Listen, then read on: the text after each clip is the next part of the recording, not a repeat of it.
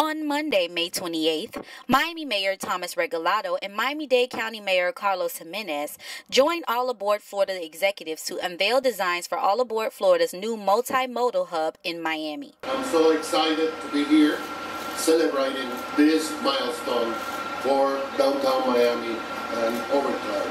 And one of the reasons why I'm very excited about this project is if we were to replicate this in the public sector, if we were to extend Metro Rail up to just say Aventura, and I'm not even talking about Orlando, it would cost us billions of dollars. And the great thing about this project that it's costing the public sector, at least Miami-Dade County and the city, nothing.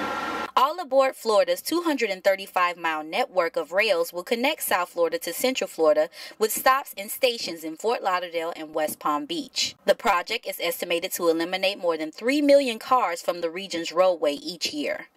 Importantly, it's an opportunity for us to do two things at once. One is to add an important piece of new transportation infrastructure and mobility to the city, the region, and the state.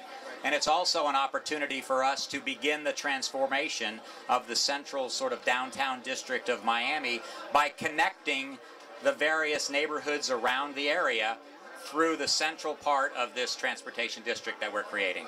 The transit-oriented development encompasses nearly 3 million square feet and will span 2 sites, a 9-acre transportation hub for downtown Miami, just east of Miami-Dade County Hall, and a 2-acre site in historic Overtown. The Overtown site will also be mixed-use development with retail, commercial, and parking to support and enhance the transportation hub.